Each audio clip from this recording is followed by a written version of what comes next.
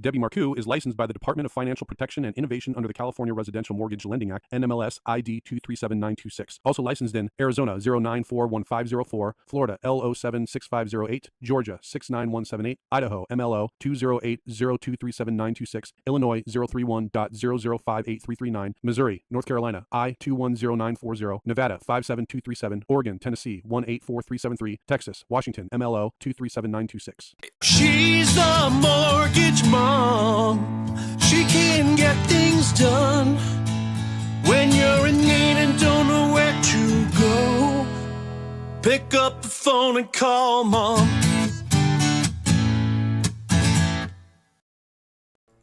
Have you been waiting to purchase a home until interest rates have come down? Well, guess what? They have come down. They are falling. We are at a great place today. If you took advantage of this program today and you also combined it with a 2-1 buy down, your interest rate year 1 would be at 3.5%, year 2, 4.5%, and year 3 and remaining 27 years would be at 5.5%. This is a great opportunity to buy a home now before interest rates have fallen even further. And now you've got to compete with those other people that are out looking at homes. Get out there, start looking at property, and take advantage. Give us a call so that we can help you get things started. It's 844-935-3634. That's 844-WE-LEND for you. WELEND and the number 4. All right, so welcome to Mortgage Mom Radio. I'm Debbie Marcoux. I am the Mortgage Mom. And as I said in my text message, if you guys got it, that interest rates are going the wrong direction for us. Interest rates are going up just a bit. And I know that we talked about this last week and the week before. And we were actually talking last week about whether or not you should refinance now or lock in an interest rate on a purchase right now, or if you should be waiting to do that for interest rates to come down further. And in that show, I did tell you guys that it really is going to depend on what happens between now and the next Federal Reserve meeting in November, as well as the meeting after that in December. And if inflation starts to move the wrong direction, we may not see those rate cuts. Our interest rates, our rate sheets are already anticipating and building in those rate cuts. So obviously, if we don't get that cut, those interest rates are going to go the wrong direction. Now we have things today going on with the war between Israel and Iran, with the bombs that started yesterday, which is a big upset that has now sent oil up quite a bit from $66 a barrel all the way up into the 70s just quickly overnight. That is going to cause more inflation. Our jobs report actually came in today, and as you guys have heard me talk about throughout my shows, that the economy needs to cool, that jobs report, those jobs available, things that are coming out today was the ADP report, needed to be cooling off and continue to cool off, and it actually came in stronger than expected today. So today's been kind of a bummer day as far as will we see those future rate cuts. I think in the long term, overall, we're headed in the right direction. I do believe that interest rates are going to continue to come down. I think that the long term is our friend, but today it just has not been a great day. So it's my job to get on here and keep you guys up to date with what is happening in the mortgage world. But as I said in my text, we need a break. So you guys, I'm not sure if you can see him, but here is my little guy. We're going to talk about this little guy today. This is Obi Wan. So kind of a catching up with mom episode, because I decided we're going to ignore the news today. Now, if you guys do have questions and you want to ask me a question about anything that I just said, interest rates, the Fed, inflation, oil, what do I think is going to happen? What's going to happen in November after the election? Please feel free to throw those things into the feed. I will still read them out loud and answer them for you, just like I do every single week. But I wanted to have fun today, and I wanted you guys to have fun, and I wanted to take a little break. So I thought that I would introduce our new little family guy to you guys, and that way you can see why my hair looks like I just took a shower. We are up all night long, every night for the last couple of nights, just like an infant, and we are potty training and all that good stuff. So I can see that Linda got in and says, so cute. So thank you so much, Linda. So I do want to give you guys kind of a little bit of a backstory on the dog. Basically, we did have this is a Newfoundland. So let me introduce him to you guys first. So this is Obi Wan Kanewfi. That is his name, Obi Wan Kanewfi, since he is a Newfie. So we had a Newfoundland. She was 9.5 years old. Her name was Nana. And Nana was an absolute blessing. Nana was really a great dog with our son Zeke. Our son Zeke is 8 years old. He is autistic. He is nonverbal. And so this dog was really good with him. She would let him lay on her, and he would just relax with her. She would watch him like a hawk when we were outside and around the pool. And these dogs are just known, the Newfoundland breed is known to be the gentle giant and to also be very child friendly. They're definitely helicopter dogs when it comes to kids. So we had to get another one. So this little guy, like I said, his name is Obi Wan. He is only 8 weeks old. Why Not says, how cute is he? Love the Star Wars. So I love it too. I think Obi Wan was a perfect name. The reason we came up with it, we kept trying to come up with a million names. But again, like I said, Zeke is autistic and he's nonverbal. So he does have a couple of words that he can say, but not very clear, kind of hard. And so one of the words that we work with him a lot is open. So that if he needs us to unlock the screen on a phone or an iPad, or he wants a door open or whatever. So he's got open down pretty good. So every time we started coming up with names, we'd try to test it out. Could Zeke say it? And he was able to actually say Obi very, very clear. So our goal with Obi here is that we are not going to be able to do full-on service dog training. I wish that we could. It is very, very expensive for us to get a dog that is for autism. Here, Jordan, I'm going to give him back. He's just being a little menace. For us to get a dog that is actually for autism would cost us like $40,000 or $50,000 to buy the dog.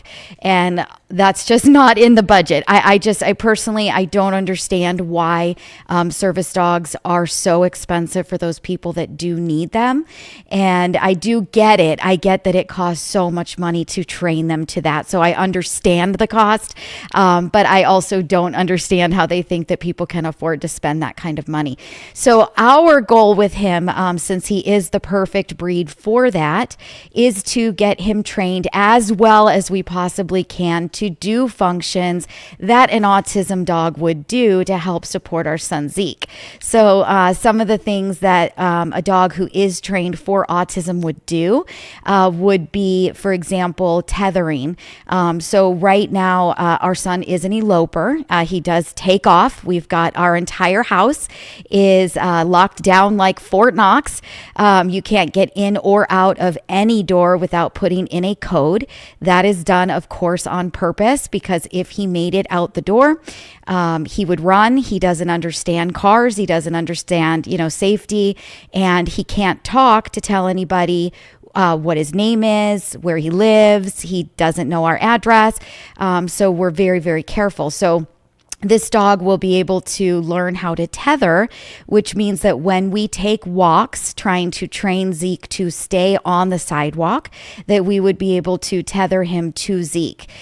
So if Zeke was to start to bolt off the sidewalk, he would then lay down to not allow Zeke to get into the street. So we're going to try to train him to do that. We're going to also try to train in the stimulation part. So a lot of children and adults with autism, they do stimming activities. All of them do different things, but Zeke is definitely a hand flapper. So he will go like this quite a bit when he gets really excited. And we actually don't stop him. I've read a lot up on it, and some people do try to stop the behavior. Other, people feel that they need that. They're doing it because it's helping to regulate when they are excited or nervous. So we're not looking to actually stop the behavior, but what the dog can do is, as he's going like this, can kind of nose his hands to make him aware that he's doing it. So, he might be able to kind of stop that behavior on his own. Another thing that the autism dogs will do is if they are starting to get anxious or kind of have a meltdown, they will just gently and calmly lay down next to them. Sometimes they'll do a little bit of pressure, put a paw on them. This guy is going to be way too big to be able to actually lay on top of him. He will probably be about 150 pounds when he's full grown, but he will be able to lay right next to him, put paws over the top of his chest, put his head on his chest, kind of calm him down a little bit.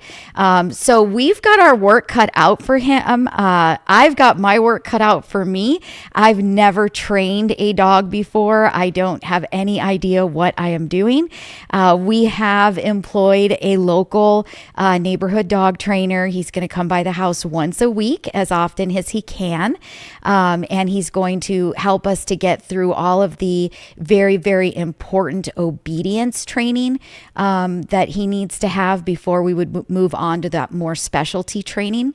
But I am starting to read books. I am starting to do everything that I can possibly do to kind of try my very best to be able to get this dog to do those things that I might otherwise have to spend a lot of money for. So if anybody out there that is watching the show has any tips, tricks, you guys are dog trainers, and you want to send me that information, I openly please implore you to do so.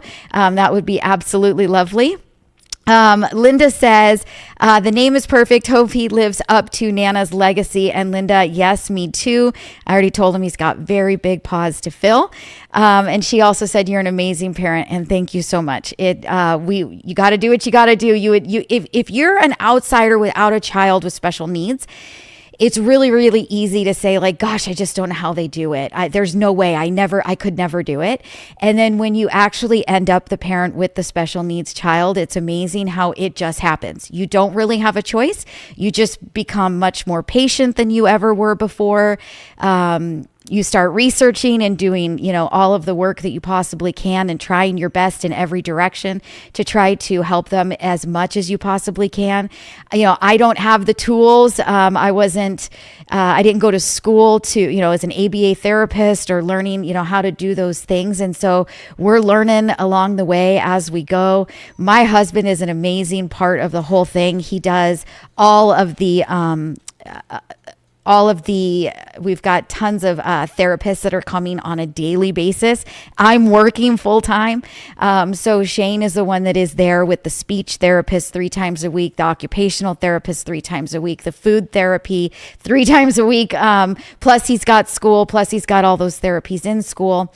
And our son gets very, very sick in the car. When we put him in the car and try to take him to school, he will throw up in the car. We're in the grocery store parking lot, changing his clothes, just to get him in clean clothes into school. So we have actually had to pull him out, and we've had to now do homeschool with him. So now my husband is doing teacher therapy, online therapy with the school, and then in-person therapy with the therapist. It is a lot. And this dog, having a service dog would be so amazing for us and so helpful. One of the other things that these Newfoundlands do, and again, I said I just wanted to take a break. I hate all the bad news, and I was just starting to get so super excited about, things are going to start to get better. And I do still feel like things are going to start to get better. But I woke up this morning and I saw all this news and I went, I don't even want to do a show today. Like, what am I going to say? So I decided we'll just talk about the dog, and we'll talk about Shane, and we'll talk about Zeke. So we'll just take a break today. But one of the things, now I totally forgot where I was going with what I was saying. So let me just read a couple of the comments. So my dad says Obi Wan will be bigger than 150 pounds. So his dad was 180 pounds and his mom was 130. So I'm thinking he might be somewhere in the middle. He could be as big as his daddy, but yes, he will be a very, very big dog. Linda says, very true. We have a daughter with medical issues and patience and advocacy is huge. My goodness, yes, it is. Yes, it is.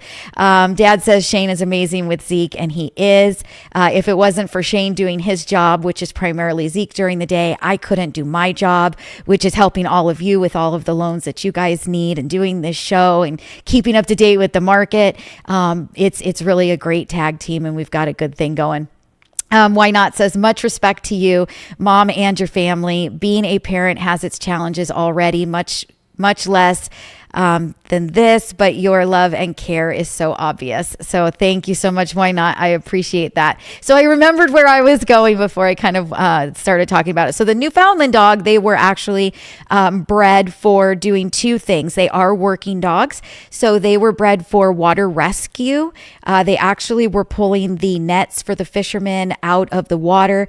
And they were also, they quickly found that they were water rescue dogs. So when I say helicopter dogs, they truly are that. If you were to actually lunge at them, they will turn around and run. They are definitely not guard dogs or protection dogs, but they are lifesavers, truly. And so they were actually raised for water rescue. So you'll see a lot of these big Newfoundland dogs that are actual lifeguards at some of the lakes and beaches. And so one thing that we loved about Nana was that she would follow that kid. If you called her name, she would not even look up. She would not move her eyes. She would walk in a circle around the pool and she would not take her eyes off of that child, period. And we never trained this dog. It's just in their nature, in their breed. So we would like to go a little bit further with Obi and actually teach him the water rescue training because I do think that would be great. One of the things that our family does truly enjoy is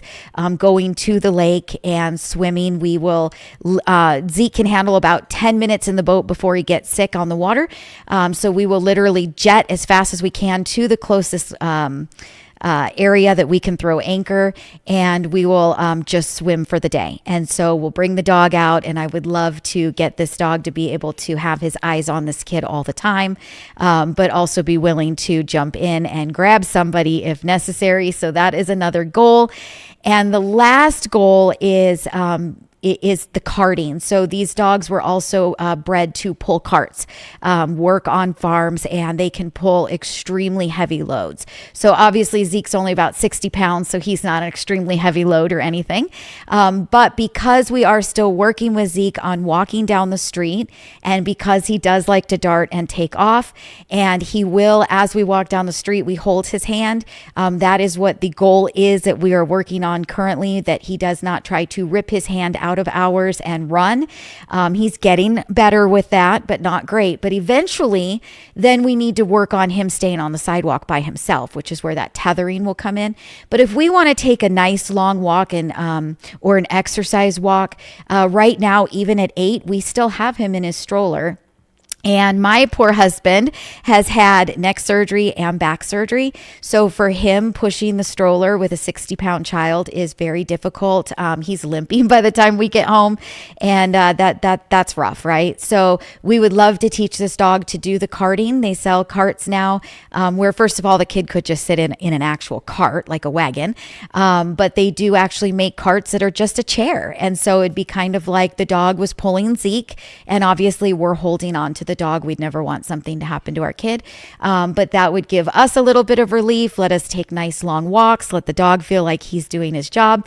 So we've got lots of great aspirations for this dog. I think that he will be lovely. And, but I'm going to try to do this all by myself. So like I said, if any of you guys are watching this and you're dog trainers, dog lovers, you've got Newfoundlands, or you've got dogs that pull carts, or you've got water rescue dogs, please feel free to reach out to me. Please feel free to give me advice. Please feel free to pass along any information that you might have. We would absolutely love that. We just truly, I mean, the cost that it would take, I was looking into it. There are board and trains where we could send the guy for training, and it's like $1,000 a week, and they will usually keep these dogs until they are 2 years old. That's truly not really an option or an opportunity for us. And with Zeke and being so full-time care, and then me being full-time work, also then to try to get a dog to a training center to do the training ourselves in person. You need to do that every single week for a really long time. And that's just not really possible for us. It's not something that I feel like we could absolutely commit to, but working with him in the evenings, working with him on a quick lunch break, working with him on the weekends is something that we can do. So I'm going to tackle this. I'm going to let you guys know how it turns out, and if it happens, and if I make it all, work. But we're excited. We're very excited. We're excited to have Obi. We were very, very sad for a while, and I am very tired. I definitely feel like I've got an infant right now. We were up last night at 11, 1, 3, 5, and 7, and it is what it is, right? We all know that that's what happens when you get a puppy. We all know what we're in for, what we're in store for when we get them. So we're good. I'm sure it'll take me a week or two to get that boy on a sleeping schedule and be ready to go. So let's see. Why Not says, wow. My dad says, wonder where you get the water love from. Yes, I get the water love from my dad. He's the big boater that has passed that on. Why Not says, it takes a lot of heart and trust for you to share this with all of us. Thank you. That's amazing of you. So you're very welcome. I don't talk about it a lot. Every now and then in a show, I will talk about my son and him being autistic. But I have never really actually gone into the full details. He is a great little guy. He is making leaps and bounds improvements right now, which is spectacular. We've seen over the last month and a half or so, he's starting to try his hardest to repeat words. He's pulled out a couple words of his own at the right timing. So I saw him grab a paper plate, and put it on the countertop. And I looked at him, and he said, chips. So he wanted some chips, and he actually used the word appropriately. So we're starting to see some good leaps and bounds. And I know that with children with autism, a lot of times it just kind of takes, like, there's just something that wakes up or sparks or, kind of gets them rolling. So I'm hoping that that's what we're starting to witness. He's starting to get a lot more patient when it comes to having to sit through the therapy sessions, which is awesome. We're still having a lot of difficulty with food. He's got a very, very limited diet. You guys are going to think that I am an awful parent. His entire diet consists of Cool Ranch Doritos, Oreo chocolate, Oreo milkshakes, and chicken fries. Every now and then he will eat French fries. Every now and then he will take a bite of a pizza. Every now and then he'll eat a spaghetti noodle or two. Obviously, we're always putting food in front of him and giving him the opportunity. He just won't do it. And with a child that has autism, the old school thinking, which a lot of people believe, and I can truly understand the thought process is, well, if you don't give him what he wants and he gets hungry enough, he will eat it. And what people don't understand is that children with autism truly won't eat it. They will starve themselves. So we give him what he needs to be able to eat. In his milkshakes, we make sure that he's getting vitamin powders and any medicines that he needs to take. He will not take a pill. He will not swallow a pill. He will not drink anything but water. So we can't even try to disguise, something in like a drink and a milk or in a juice. So in his milkshakes, he gets everything that we can possibly give him. in the milkshake, and then he gets the chicken fries, and then we're constantly putting more and more out in front of him. We've got food therapy coming twice a week, working with him right now just to try to make him open his mouth to be able to try to get a spoon in, maybe with some yogurt or maybe with some pudding or just anything that we can try to talk him into doing. But we're working on it. We will get him there. He will get there. And potty training is very, very difficult. So we're still, kind of screaming bloody murder when we try to put him on the potty. So obviously I don't want to do anything that's going to create him holding. And now then we've got constipation to worry about.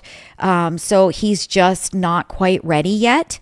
So we are still in diapers. We are still changing diapers, and it's a lot. It's a lot of diapers. It's a lot of money. It's a lot of expense. But he is just a joy. He is a beautiful child, very loving. He's got his own little personality. Even though he doesn't talk, he knows how to communicate. He does get what he wants. We understand what he wants. Because we're around him all of the time. But actually I didn't even think that this was going to turn into a show about Zeke. I thought I was just going to be talking about the dog. But it is a lot. And I give a lot of kudos to anybody who has a child with autism. The spectrum is huge, you guys. It's huge. And you've got children that are on the spectrum that are functioning. And then you have children on the spectrum that do not function at all. I would say that Zeke is a little higher on that spectrum. We definitely have a little bit more, they're not even problems, just, kind of slower. They call it, it's obviously behavioral therapy, the ABA, the adaptive behavioral therapy. So we've just got bigger hurdles that we need to get through, which I do truly believe that as we keep pushing and pushing, that we will be able to get through a lot of those hurdles. Where he will be as an adult, we have no idea. I don't even worry about it. It is something when you first hear that diagnosis as a parent that you panic, you freak out, you start thinking about the future, you start getting really upset, you're worried, it's heartbreaking. You feel like they're just never going to have a life. They're never going to be able to experience, things that, other children do. And then, kind of as time goes on, you just kind of start enjoying who they are. I have my forever baby. He will forever be my baby. He's just so sweet. And, we're still cuddling, my other two boys at 8 years old wanted nothing to do with me. So this kid, we're still cuddling and we're still enjoying that baby phase. And so there's so many great things to it. And I've stopped worrying about where he'll be as an adult. He will be where he will be. And we'll get him as far as we can get him. And we'll keep pushing and pushing even straight through, into adulthood. And hopefully eventually I would love to be able to see him at some point in time, maybe be able to live on his own, maybe with a life coach that's with him, all the time. But I'm not going to worry about that right now. So we're going to worry about today and what can we do for him today and how can we get him to the next step and then the next step. And I think that one of those things that can really, really help a lot is our little Mr. Obi that you guys saw at the beginning. So, wish me luck on the training. I sure do hope that I can make that happen. So let's see. Why Not says, nice of your neighbor to come over intermittently. Yes. And he says, kids do things in their own time. My nephew, not autistic, didn't really speak and used to gesture to communicate until he was 4. He's 26 now and we can't shut him up. and that is so true. He absolutely communicates with us. We know exactly what he wants and when he wants it. So, we've got our signs. Obviously, we're working on communication. We've worked with devices to try to teach him how to be able to communicate with a device. He has absolutely no desire. And let me tell you, this kid doesn't have problems with devices. So we can't get him to potty train and he's nonverbal, but yet he will have 5, and I'm not joking when I say 5. He's got every old phone that me or my husband have ever had. He's got them all set up in a fine row. And he's got something different going on all 5 of those devices at one time. And he is truly watching all 5 of those devices. So on one device, he always has a picture of somebody So he's actually logged into my iCloud, so he can see all of the pictures that are on my personal device. And so he might have a picture of my mom or Shane's mom or dad, or a picture of my dad, or a picture of one of my sisters. Or this past week, we've listened to my youngest sister, Tracy, sing karaoke at a birthday party that was about 2 years ago. We have literally listened to Tracy sing karaoke for about a week now. So he always has a picture up of somebody, and that indicates to us that he's missing them. He'll have pictures of dogs up. He'll have pictures of houses where we used to live. He'll have up. So we know that he knows. We know that he remembers. We know that he's missing somebody. So one device always has somebody or something that's on a picture. Then the next device, he'll have a movie playing and then he'll go and he'll get all of the toys that belong to that movie. Then on another device, he might have a Spider-Man kids game loaded up where he's playing an actual Spider-Man video game on his iPad. Yet we don't talk, and we run, and he cannot use his digits very well. So he's got the pointing down, but he cannot do the other digits. When we try to cut paper, he has a very hard time with the scissors because it's this motion. So he's having a very difficult time. I don't know. I can't remember if these are your fine motor or if this is your the other motor. I can't remember which one it is, but he has a very difficult time with that. So writing his name or drawing or coloring, he can't do without hand over hand help. And like right now, he can go like this to try to sort of make a circle, but he can't connect the circle together. He can do a straight line, but that's about it. So, we've got things, gross motor was the other one. So we've got things that are very, very, very delayed. And then you've got this kid that can have 5 different devices going, and he knows exactly what is happening on all 5 of them. And it is very calculated. He's doing it for purpose and for reason. And if I was to take one, he knows I took it. If I shut it off, he knows I shut it off. So he is literally letting all of these things go in his brain all at one time, which is absolutely amazing. So we're just going to keep working on him. We're going to hope that Obi comes to the rescue. So it is Obi Wan Kanewfi. You guys met him at the beginning. We're very, very excited about it. And that's it. I'm going to stop talking for today. Like I said, this was our break show. We took a break. It was kind of a crappy day for mortgage news. I'm sure that by next week, things will be totally different again. The long term is our friend. The trend is our friend. The trend is that interest rates are coming down. We're going to have these reports that come out that are going to spike things and, turn things upside down for a minute. But in the long run, I do believe that the trend is our friend. Will we get those rate cuts in November? We don't know. We've got to see what the next report will be in the next report. Will we get it in December? We don't know. We've had the Fed say that they're going to do things that they haven't done. So it would not surprise me that even though they said they would, that they don't. But what does that tell you guys? Just like last week in the show, if you have the need for financing, if you need to refinance, if you could save money right now by doing that refinance, if you are looking to purchase a home, interest rates are far better than where we were a year ago. I had a client that I actually pulled up a file on that I started a pre-approval for them in May of this year, May. The interest rate that I was quoting for that pre-approval was 7.875. And when I pulled the interest rate yesterday for a property that they just happened to finally find.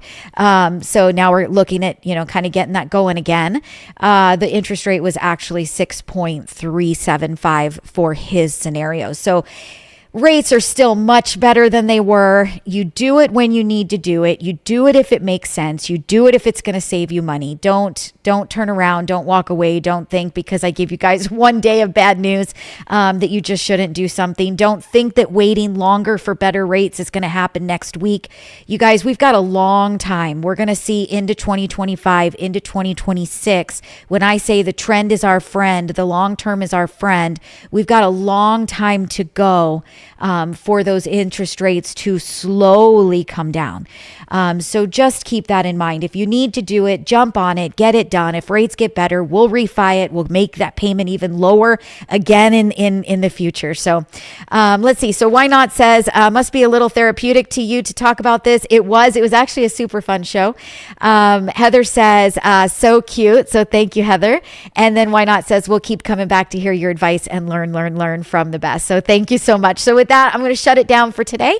I will be back next week. If you guys need me, you know how to find me. Go to the website, mortgagemomradio.com. Give us a call. It's 844-935-3634. You can text that number as well. And I'll be back right here again next Wednesday at 1 o'clock. Talk to y'all real soon. Bye-bye.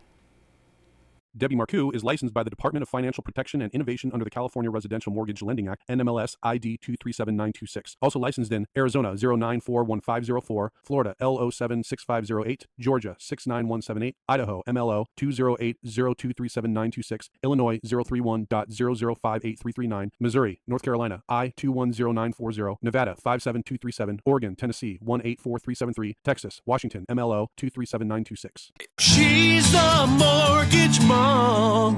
She can get things done when you're in need and don't know where to go. Pick up the phone and call mom.